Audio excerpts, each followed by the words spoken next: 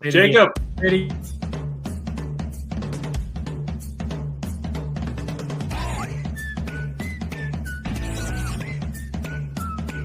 Hey everyone, how you doing? This is Amon Green, Green Bay Packers all-time leading rusher, and you're watching Packers Total Access Live, your daily source for Packer content.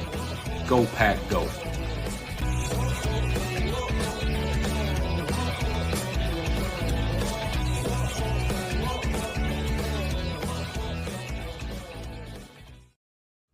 What's up, guys? Welcome into Packers Total Access. My name is Clayton. You can check us out on Packernet.com. Find me on Twitter at Packers_access. Joined alongside Emilio in Tennessee. We've got Tim in Green Bay, Wisconsin, here to talk Packers Lions as we're one day closer to kickoff. CBS Game of the Week. Going to have everybody there at Lambeau Field doing all the pregame festivities, kind of in the same – the same mode as college game day. So I think it's going to be an exciting atmosphere. No better city, no better town to do that in Green Bay, Wisconsin. It's going to be absolutely awesome. So we've got an awesome show for y'all tonight. Guys, we're going to hit on the practice updates as well as the final injury report, give you guys all the latest on that. We got a little Micah Parsons primer I want to hit on, just kind of we got a flurry of information that came in since the Packers draft, or since the Packers traded draft picks for Micah Parsons. So we'll just kind of recap. Here's what we know about Micah, the style of player, what have the coaches said, on and on, and kind of get y'all ready for his debut at Lambeau. Hopefully he plays Sunday. I think he will play. I think he'll be somewhat limited, but I think he'll be on the field. We also got a new segment I want to do here, 4 Downs, an article I put together over on Patreon, just talking about 4 key changes from the Lions this year and give everybody kind of a little bit better idea of where the Lions are coming from. And then we'll continue with the Packers-Lions preview. Also got a poly market playoff chances percentage for the Packers. Tell y'all where they land there. I'll give you a little teaser here. They're in the top 10. Pretty cool there. That's throughout the whole NFL, not just the NFC. If we have time, we may dive into a little Caleb Williams article that was wrote by Tyler Dunn. Anybody in the chat, let me know if you've seen that article so far. It's very, very, very interesting how he's diving into Caleb Williams and the Chicago Bears and the dysfunction there in Chicago. But nonetheless, before we get into everything, I need y'all to do that YouTube stuff for me. Hit like, hit subscribe. If this is your first time tuning into PTA, welcome. Thank you for making us a part of your evening. We're not experts here. We're not insiders. We're not media members. We are fans just like you, breaking down film study, doing pregame shows, postgame shows, daily content around your favorite team, the Green Bay Packers. So if you're looking for that type of content, make sure you click subscribe. Make sure you click that bell icon so you're notified every time we do go live. Boys, how we doing? How was y'all's Friday afternoon here? It was a beautiful, I'm calling it a fall day down here in Tennessee, man. It was absolutely gorgeous here. Yeah, fall up here in Wisconsin for sure, too, up in Green Bay. I bet, man. Love to hear it, Tim. Send it down, man. We need to cool down. But yeah, after that storm last night, Clay, you get up and it was still a nice day, overcast, and get the work done, get home, and enjoy a little football. Yeah, tomorrow we got some thunderstorms in the forecast for the Tennessee Volunteer game. We'll be tailgating down there. I'm on the ice water tonight. Okay, got to get hydrated for tomorrow. We're talking about a 12-hour tailgate. This is going to get interesting. I might need Andy to send us updates. I need to know how you're feeling halfway through. I might end up in the basement of that building downtown. You know which one I'm talking about, Emilio, down there in old Knox Vegas. But no, it's gonna be a lot of fun, man. You just call it Knox Vegas? Yes, that's what everybody down here calls it, Knox Vegas. So, I love it. I remember one of my first experiences in Knoxville. I moved down there. I was 17 years old, Tim. They took this young whippersnapper out of the pond and threw him right into the ocean. Right, I went from a town of about 1,300 to Knoxville, and I was working night shift about 3 a.m. I'm at a gas station trying to pay for my gas. All of a sudden, screaming ensues. Stop him, stop him, stop him. I look over my shoulder. A guy's running out with a case of beer. Next thing I know, me and this guy was chasing him down a back alley. He hops a fence, and as we go to get ready to hop the fence, he jumps in a getaway car, drives off, and I look over at the dude that was with me, and he had a pistol in his hand. I was like, this is different.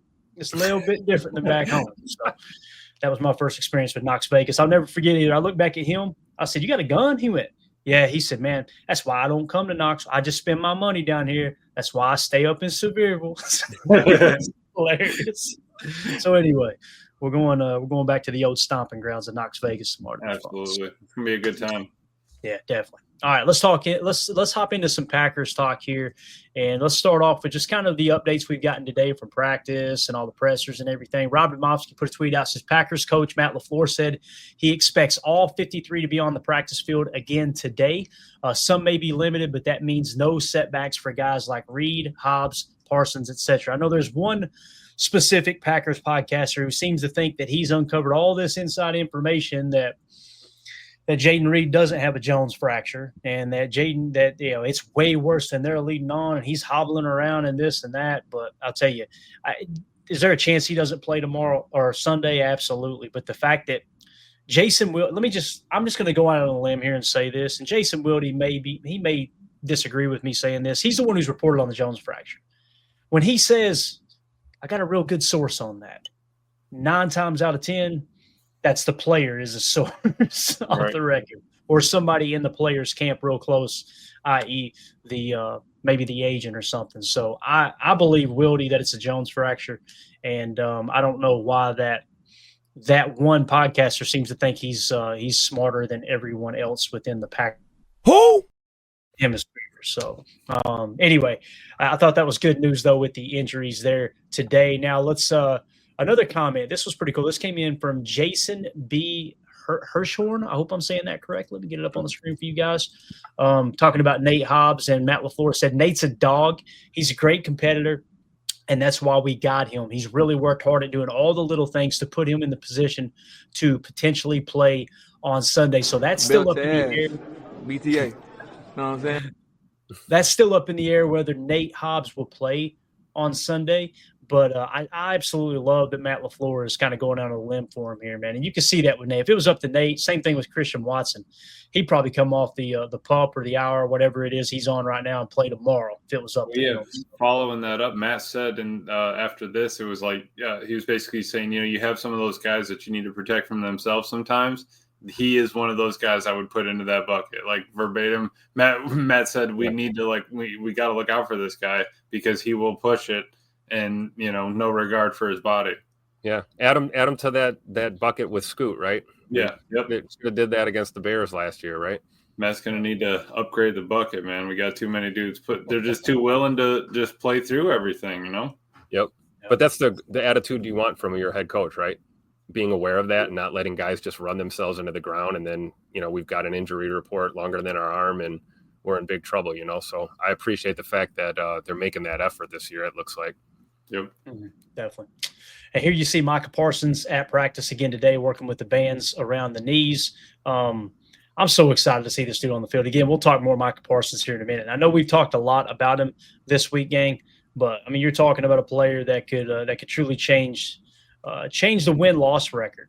I mean, it's one thing to look up and say, all right, this player can truly contribute, and this player, yeah, he can be a factor, but I mean, we literally when we traded for Micah Parsons, the point spread changed by we gained a full point against the Lions, and that doesn't happen very often. That's usually like quarterback type swing. Like if a quarterback is listed as questionable, and then all of a sudden, no, he's definitely going to play on Sunday, or if a quarterback is listed as questionable and then they rule him out, you'll see like a full point swing. So that's the type of impact they're expecting Micah Parsons to have. But I don't know, the more time that goes on, guys, I feel really, really good about Micah Parsons playing on Sunday. What do y'all think?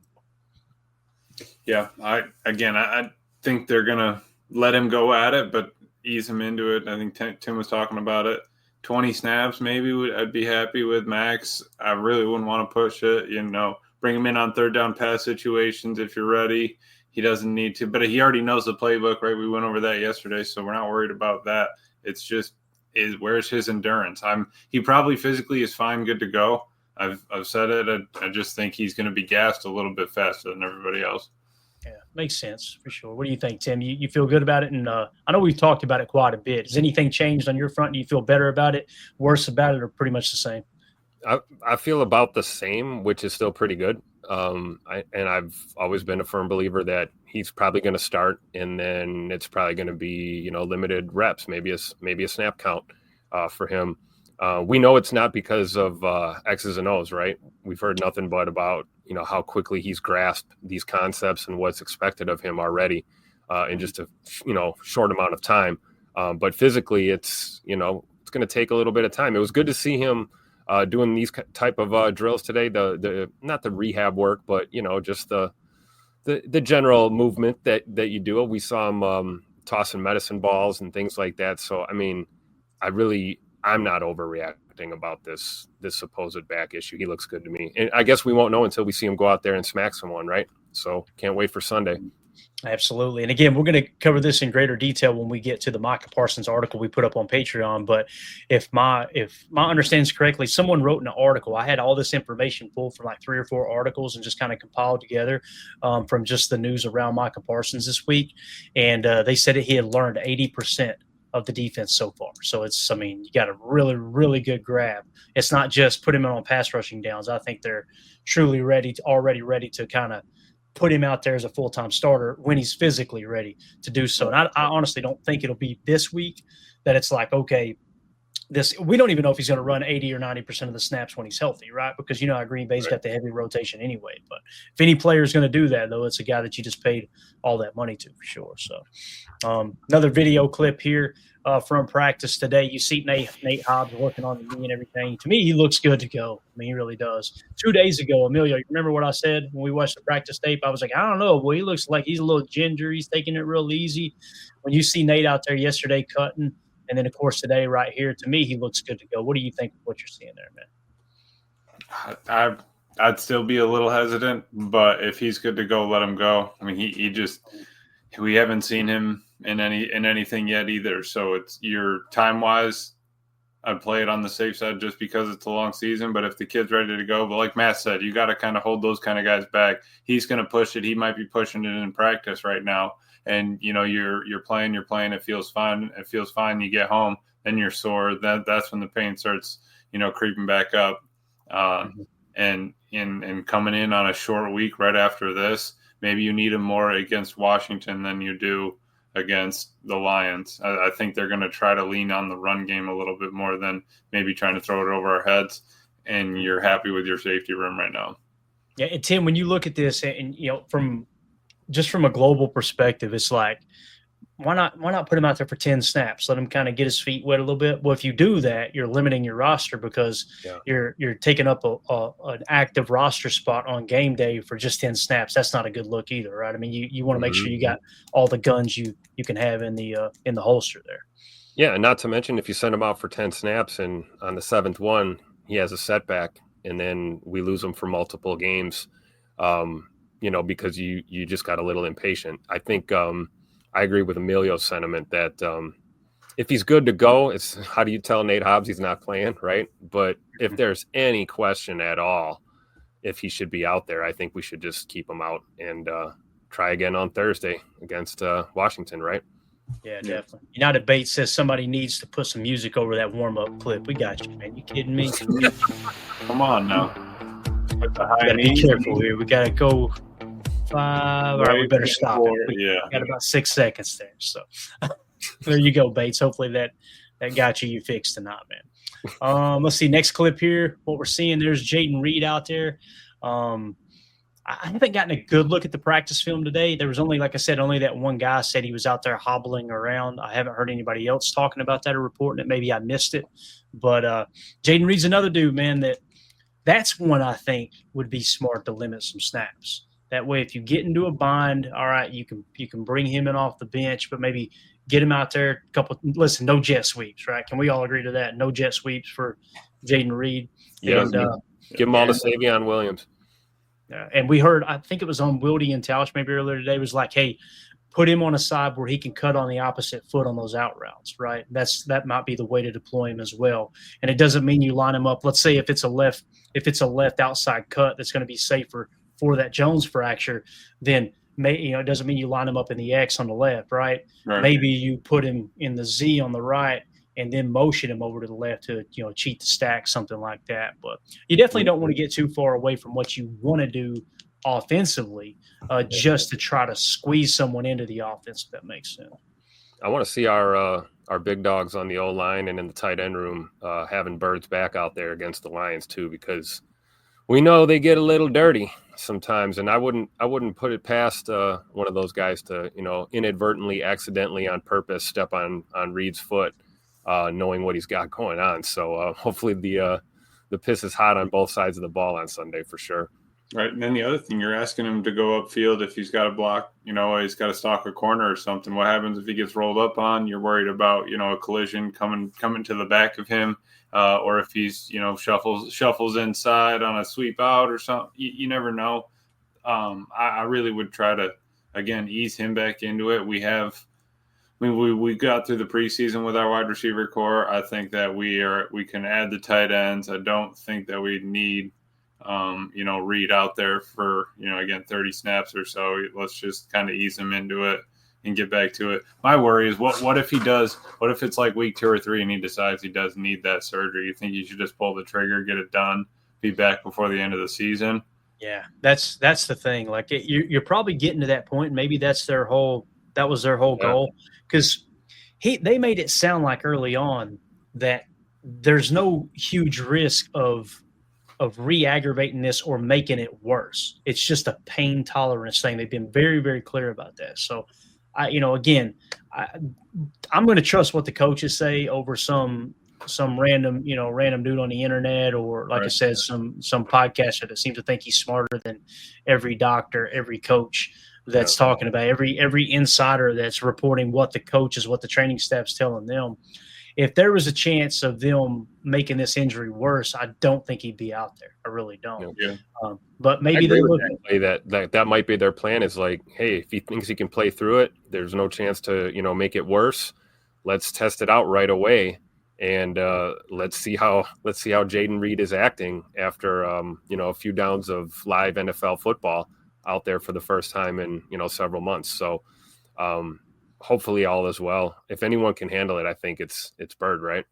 And I think this is kind of what you were saying, Emilio. Like, if you go out there tomorrow or on Sunday, I keep wanting to say tomorrow, man. I can't wait for game. I know. When he goes out there on Sunday, if you're like, all right, man, this ain't going to cut it. This ain't good enough. Let's shut it down, get the surgery. And fans will rake the coaches and the training staff over the coals. We know that's going to happen. Well, you should have done this sooner, blah, blah, blah. But I don't know. I'm not a doctor.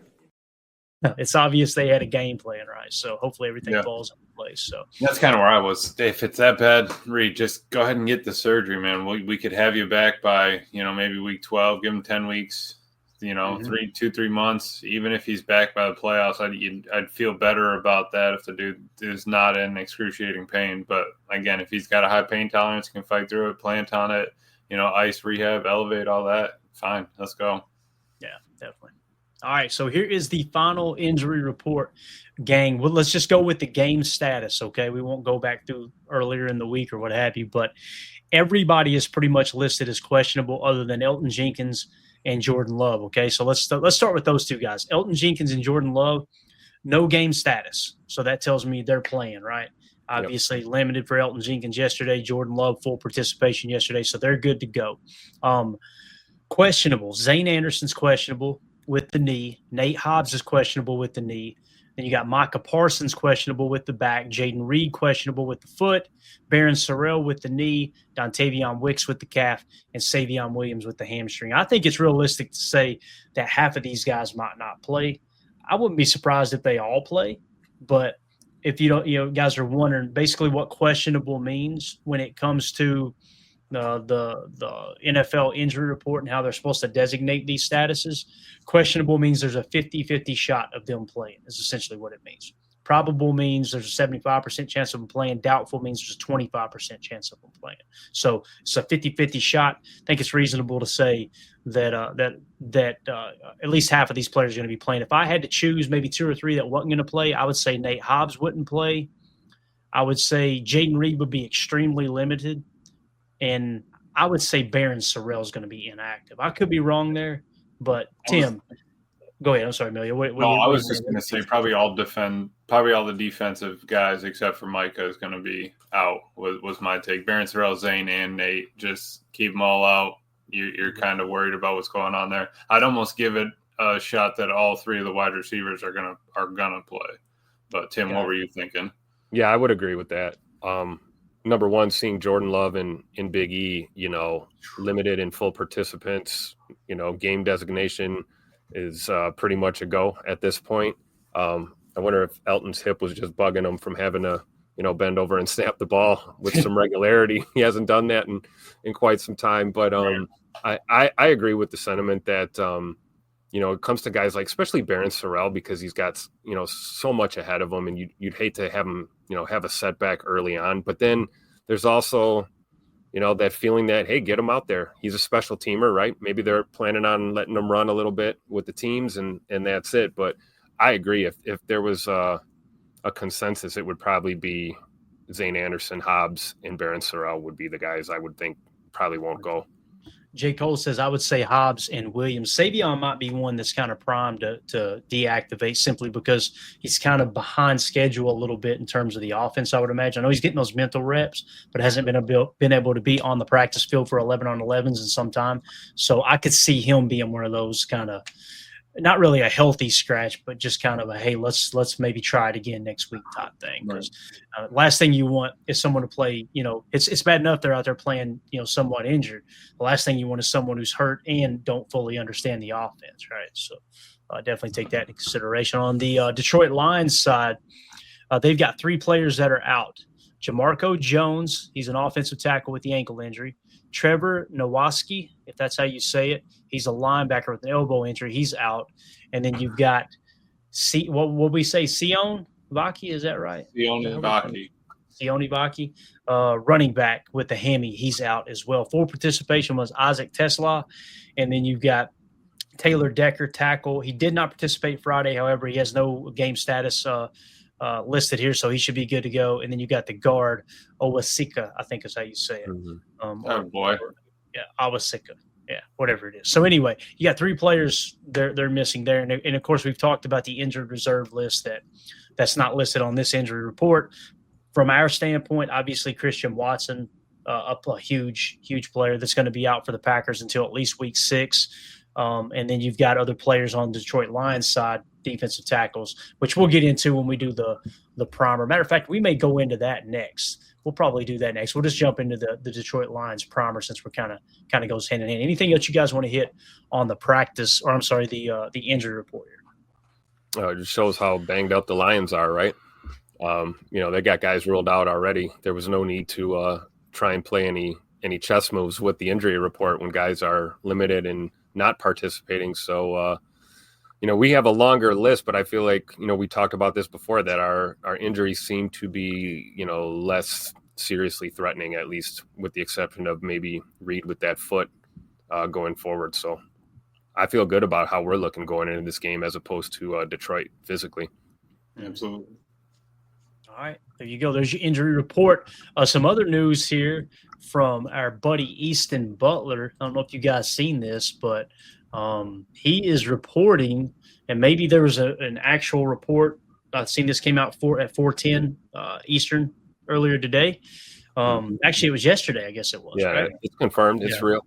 It is real. So the Packers are signing Hunter Daniel Willen to a contract extension. So do we know what that contract extension is yet? How many years or anything like that? I thought it was 2 or 3, something like that. Right. I know Matt talked about it in the presser this morning. Yeah, he was. Yeah, he was talking about it. Just a guy that, can do it all. An athlete. Somebody, Matt said, I only want you out there when you're holding. But when you are out there and having to kick, you have the dude has every club.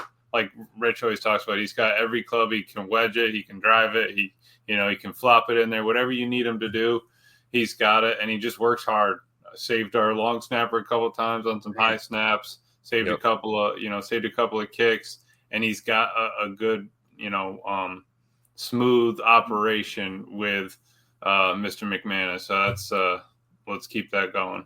And a great relationship with Matt Orzich too, on those holds and things like you talked about. And I see Whiskey 61 here in the chat says 3 years, $7 million. That sounds about right. Something like that. That's money well spent right there, man. I'm just telling you. He'll probably be one of those guys to get a third contract then, at some point. If he just continues to develop this way, I don't see why we let him go. We could have a punter for the, the life of his career here in Green Bay. Yeah, and as Coach Lynn points out, special teams, kickers, and long snapper unit is locked up for the next 3 years because we obviously talked about Mark Orzich getting re-signed the other day as well to his contract extension. So and McManus already got paid. So you locked in your operation on special teams. Bingo. Yep. They did it right. They paid the two veterans first, and then the young whippersnapper got his contract too. Yep. I love it. Yeah, definitely. All right. Let's switch gears here. Let's talk a little bit about the lines and what's changed. Okay, this is we've talked about the players. We talked about the PFF comparisons, right? We talked about this weirdo on the screen. We've talked about pretty much everything from a player standpoint. Let's talk about what has changed a little bit. Aiden Hutchinson coming off the injury, all that stuff. So what I did was had the interwebs comb through, AI sorted out, and find me, hey man, I want four changes around the Detroit Lions we need to know about as Green Bay Packer fans. Is essentially what I asked AI to run down. And here's what we got here. Okay, first down, Aiden Hutchinson is back, but where else will the pass rush come from this season? All right, so it's talking about the pass rush or lack thereof. Aiden Hutchinson is expected to dominate based on training camp performance. Rules were tweaked due to his dominance, and he's motivated after missing most of last season with a broken leg. He sharpened skills against all-pro right tackle Penei Sewell. Obviously, this is kind of the Zach Tom effect. With our edge rushers going up against Zach Tom, iron sharpens iron, right? Lions were quiet on defensive end additions, relying on Marcus Davenport with Josh Paschal on NFI and Ahmed. How do you say it, Emilio? Help me out here. Hassanan? Yes. That works. All right. Waived injured. So they're kind of outside of Hutchinson, guys. And I seen a Lions fan in our comments the other day was like, y'all are really sleeping on Marcus Davenport. I'm like, I think you're a little high on Marcus Davenport. I don't think the rest of the league's high on him like that, Yeah. Who knows? Anybody can have a good day. I mean, there's no bad football players in the NFL to pretend like he's this all-world defender all of a sudden because he's a Detroit Lion is just silly to me. So super chat here. Dan Mullen, thank you so much. Not to talk about players that aren't on our team, but proud of Kenny for what he did last night, talking about Kenny Clark. Amen, man. Listen. Absolutely. I'll be rooting for Kenny Clark, man. As long as he's not playing the Packers, I'm rooting for him, dude. That guy was a class act, and thought he did pretty damn well against the run last night, too. Yeah. Pretty good to me. Took on some doubles, split them, chuck a couple good tackles. I mean, I liked it. Just what that Dallas front kind of needed, right? Another, a veteran leader in there to kind of help them out in the trenches. Yeah, I'm sure Kenny will be back for the 1-day contract at some point, right? And retire as a Packer. The run D probably wouldn't have been as bad if they just threw a little contain on Jalen and maybe a QB spy here and there, and they probably would their running yards probably wouldn't have looked as bad as they did. Yep. Yeah, definitely. And Dan, thank you for that super chat, buddy. Appreciate you. I've seen some fans trying to rake Kenny over the coals today, and I'm not going to mention any names. It was just really weird. It's strange. It's strange that as soon as you trade off a player that we all loved and we talked about forever, now all of a sudden it's let's pile on him. I don't understand that, man. But anyway, so we talked about that. Current edge options are Hutchinson, Davenport, Al-Qadim Muhammad. There you go. All right, that sounded a little too much like Al Qaeda to me. You know what I mean? When I first seen that thing, I was a little worried about saying that. Clay hit it with a long pause. And newcomer Tyrus Wheat. All right, so that one. Yeah, that's easy, right? Does any of those worry you other than Hutchinson, guys, or am I just overlooking somebody here? I mean, honestly, when you look at those players. I mean, obviously, Hutchinson's going to be your main concern, right? Even regardless of if there's some questions about him physically coming off of that massive injury, even a 75 or 80% Aiden Hutchinson is going to create havoc for you in the trenches, especially coming off the edge. So, but I don't know. I don't have much tape on Davenport. I haven't seen enough to really have it. Definitely, Coach Lynn said that would have been the perfect time there for the. How dare you! That would have been. You're right, Coach. And Al-Qadim Muhammad, his best grade was in Indy in 2018 on special teams with a 71.8. So the rest of the time. I'm sorry. That was him. We just pull up his defense real quick. New Orleans will start in 2017. He was a 54-6, 68-4, 66-2, 61, 64-6, 53-9, and a 60 last year for Detroit. No, I'm not worried about anybody else besides Hutch. Yeah. Shout out to Mac. I see you in the chat there. Appreciate you swinging through, Miss Mary. Good to hear from you. Respect Orange just says FBI listening in now. Yeah, you're probably right. As soon as we drop, that's my job. As soon as we drop the Al-Qaeda, boy, they said, huh? What was that? Oh, is that Bub? I'm gonna get to the tailgate tomorrow down there in Knoxville, and there'll be like 3 guys wearing sunglasses just hovering around me. I'm like, what's up with these creepers? What are they doing? So funny how that works. Moving along here. It says Davenport's a good compliment when healthy, but has played only 6 games in the last 2 years due to injuries. That's what Coach Lynn was talking about in the chat as well. Interior pressure from players like DJ Reader, who can draw double teams, but Aleem McNeil is out for at least the first 4 games due to a torn ACL from last year. We talked about that, right? They're missing some of their defensive tackle playmakers there in the middle of the defense. Many questions remain outside of Hutchinson regarding the pass rush sources. So Hutchinson's a Tuesday player. You make sure you build your game plan around controlling him, and everything else should be okay. You should be able to attack normal, right?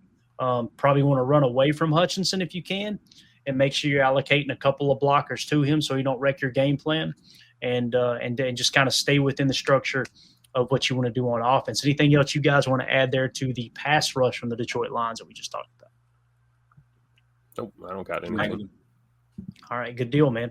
And Rock Howard, our resident Detroit Lions fan who's been in here. Well, I tell you, man, I feel bad for you. You must not have any Lions content to watch. You're in here every night, man. We appreciate the support. Hit that like button. And feel free to super chat, too. He says, Kirby, Brian Branch doesn't worry you.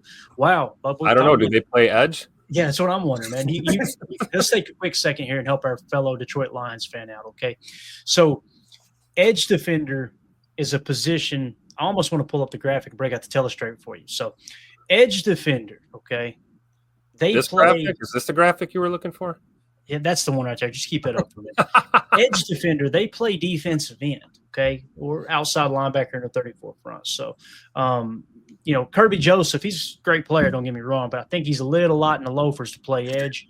Brian Branch, too, some people were saying he's too short to play corner, so definitely. He said I came in late, a little chill. So he feels it, Clay. He knows that all right, we'll get to the secondary. Excuses are like, you know what? Everybody's got one and they all stink there, Rock. So sit back down and stop interrupting the class. Okay, sir? We appreciate you swinging through, though, seriously. So, all right, up next, second down. Offensively, Detroit's skill position players are among the best in the NFL. How big of a concern is the interior of the offensive line with 2 first-time starters? So, again, that's one of their strengths is obviously Amon-Ra St. Brown, dog. There's no denying that. And I was hearing you guys, you listen to Jason Wilde, right? You know Jason Wilde's style of reporting on the Packers, correct? Like everybody's familiar with him. He never gushes over the Packers. He's not a Packer fan, right? He'll tell you that.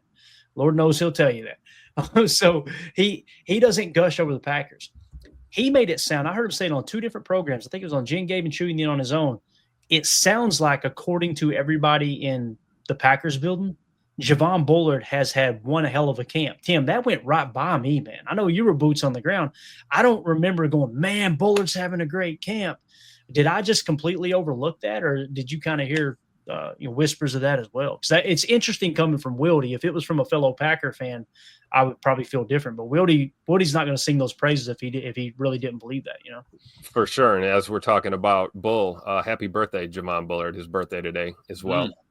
And yeah, I will definitely say that the limited amount of time that I got to see him working, he did look better than he did last year, for sure. And he had a pretty good camp as a rookie too. But I really felt like he has certainly taken some steps and really looking at that coverage grade. We want to see that coverage grade improve a little bit, at least in my opinion. If he shores up the coverage skills, he's going to be a bad man and a force to be reckoned with. So I would think that it's fair to say he's had a really good camp. Gotcha. Holmes MD1 says Bull had a very good camp. Schneidman said the same thing. Also not a fan. That's great to hear right there, man, for sure. So good stuff. I'm glad that dinner was just a dinner, right, Clay? It's it was a good. I'm glad it was just hanging out, having a nice steak or something, and we'll move on. And listen, I know some people, you might be new here and you're going, what dinner are you talking about? When we were in town for the draft, it was me, Tim, Emilio. We had our lady friends up there, and we went out to dinner. And I've got a spot in Green Bay where every time I'm in town, I book reservations there. And I'm every single time I've eaten at this restaurant, there's players there, right? It's kind of the spot in downtown Green Bay for coaches, players, that type of thing. We were there, and it was the who of who's, right? Everybody, right? The whole ESPN crew roll up in black SUVs, and it's Dan Orlovsky, Adam Schefter, Peter Schrager. That was before Peter Schrager announced he was with ESPN, I believe, too. So we were like, what's Peter Schrager doing here? It's like, the hell's Brett Favre doing here? You know? I mean, I'm in town to work. I'm in town to play the Dolphins, you dumbass. Peter Schrager said, I'm in town to work for ESPN, you dumbass. So you had all those, I mean, everybody, right? It was Laura Rutledge, the whole ESPN crew. They got the back room. They were back there eating. Then next thing you know, we had who was Maxwell Hairston, right? First-round pick. Ended up being a first-round pick the next night. He comes in, sits down with his family and eats. Super Bowl MVP Desmond Howard. Absolutely. And then you had Drew Rosenhaus and a gentleman I didn't recognize sit down at the table next to us. And I was like, that's Drew Rosenhaus. That man right there worth more money than God. He's made a lot of coin off the league, right? And then we're like, they had an extra seat at their table. Javon Bullard comes in and sits down. So I immediately fire up the Google machine. I'm like, yep, all right. So that's his agent, obviously.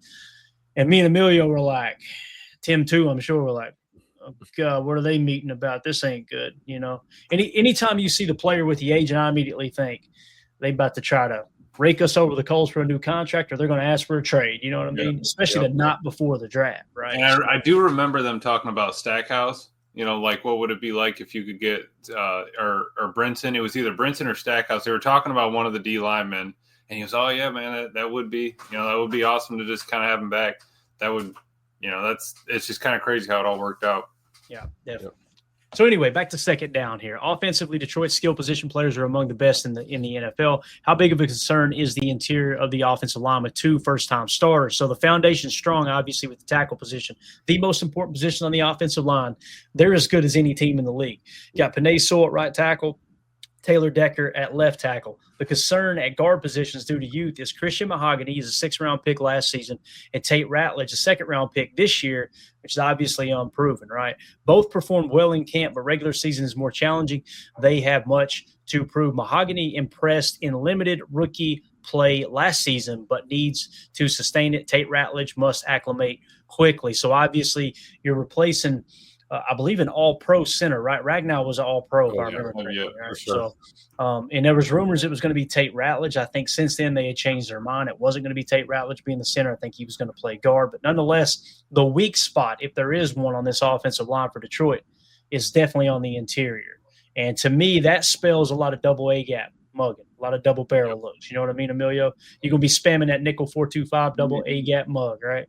Absolutely. 0 blitz. That's how you do it. Bump it. I don't want to see no 0 blitz in there. Bump and run everybody on the outside and force it out of his hands quick. But yeah, that's it. You know, Christian Mahogany coming from BC, I think Hafley might know a little trick or two if he's got something on him. We'll throw that in the back of the head. But yeah, you got your interior 3 being their biggest issue.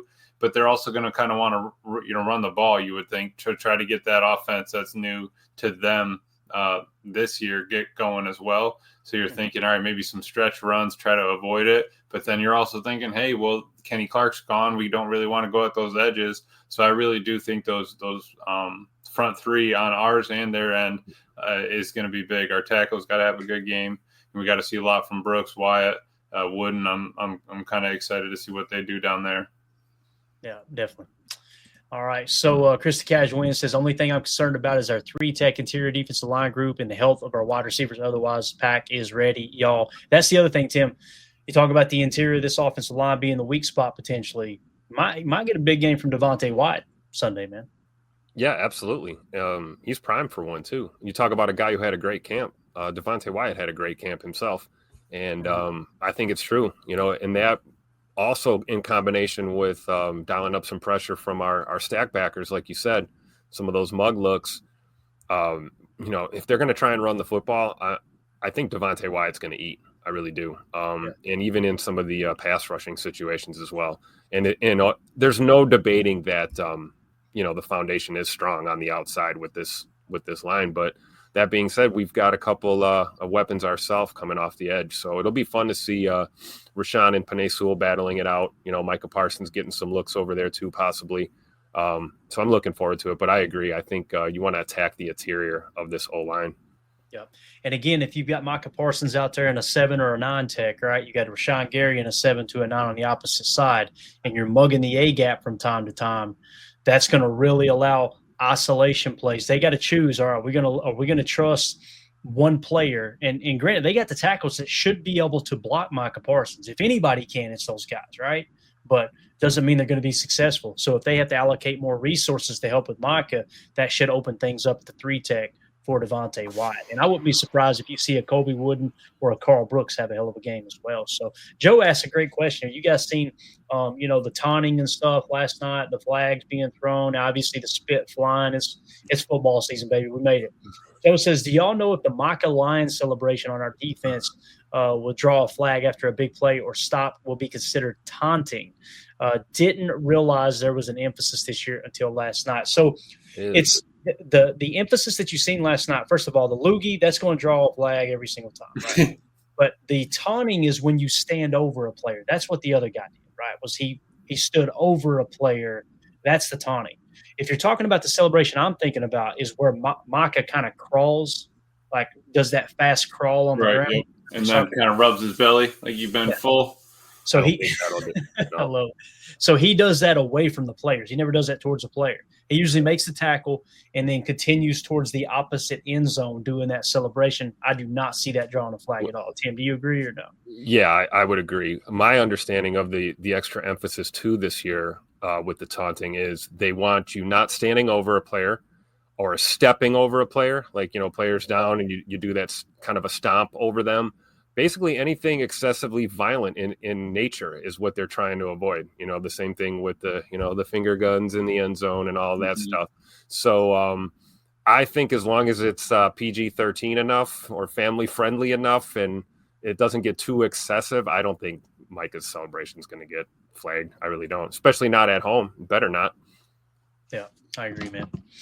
All right. Yeah, as Coach Lynn says, you can't stand over someone. That's the big thing that they're trying to get away, because it does lead to fights, and it might not lead to a fight on that specific play, but they do that, and then everything gets escalated. Next thing you know, people are hot toing out there. You know what I'm saying? That's just the way it goes. So, all right, that's going to do it for hour one. For those of you listening on the pod, we will see you on the other side for hour two, where we'll hit on third down and fourth down. And we're going to talk about the new coordinators for the Detroit Lions. We made a big talking point of that this offseason, of how are they going to recover from obviously replacing Ben Johnson and Aaron Glenn. So we'll hit on all that on the other side. We'll see you over there. Appreciate you.